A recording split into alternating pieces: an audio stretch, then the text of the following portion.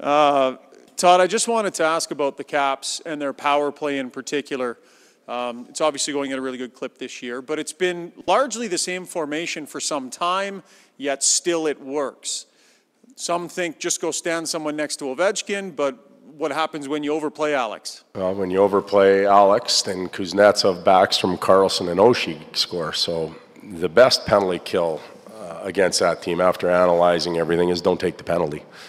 And it's as simple as that. We can't play on our heels. We can't play afraid to engage, but we've got to play smart. We've got to check with our legs, keep our sticks on the ice, and avoid the penalty box as much as we can. But teams have tried a lot of different formations to try and take away Washington's power play. Obviously, Ovechkin's a key.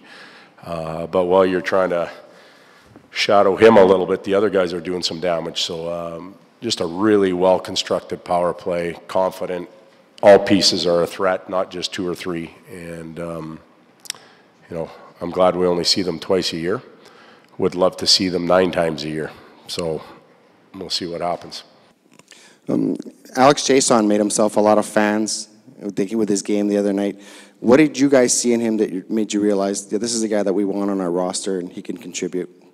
Well, we were sitting here in late August, like every other team, when we talk about guys that don't have anything.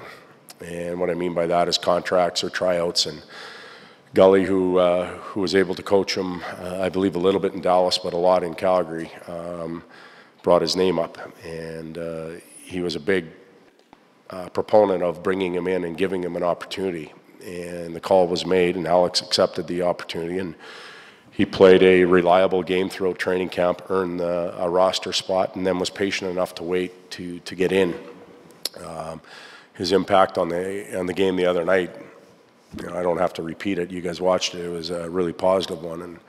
And Gully has said that he's a streaky scorer. He can get going a little bit, and he can do things, detailed things. So he'll get another opportunity tonight to do that. And I think he'll be pretty fired up, considering his old mates are sitting 20 feet down the aisle from him. And it's an exciting night for him. Todd, just based on the skate with Zach and Yessi, it seemed like they're the guys who will be out tonight. Specifically to Yessi's game, how do you balance wanting to help develop a young player, but at the same time needing to win, which is obviously the most important thing in the NHL? Well, as far as the roster goes, first of all, they're doing a little bit of work. Cass didn't skate yesterday. I have to get injury updates on Cass, Kajula, Chiasson. I think Chiasson's going to be okay to play. Benning won't be in, Ratty won't be in. So there's a number of moving pieces after the optional skate. So, you can read what you want into it. As far as Jesse goes, Jesse's an important part of our team, our organization, and his development has to get going where he has a positive impact on the game every night. And I think there's still confusion in how that impact can come. It's not always goals and assists. As we've seen, there hasn't been many of those.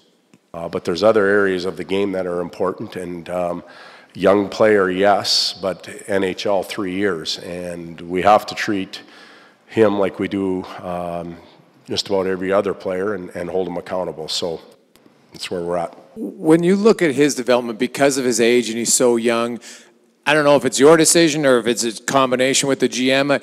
Is the AHL an option where a young player can go and play a lot of minutes in a lot of different situations that right now he probably just isn't capable of doing at the NHL? Well, let's leave Jesse out of the equation. Let's talk about the young players. For Evan Bouchard, that's not an option. There's that type of young player in the league where they either play here and develop and get practice time and try and grow their game and fit into a team environment, or they have to go back to junior. There's other players that fit the mold where they can do it in the minors, and then there's another group that just get past waivers, and you have to make a decision on whether or not you want to risk losing that individual to waivers to get them down or develop them here. But development's ongoing. It goes on forever. Connor McDavid's still developing. Leon's developing. In Washington, some may say, and the Washington people could probably answer the question, Ovechkin developed last year. His leadership skills and the way he led that team to their championship, some of the things that he did in the playoffs, that was development 10, 11, 12 years into his career. So it never ends. Thank you. Good.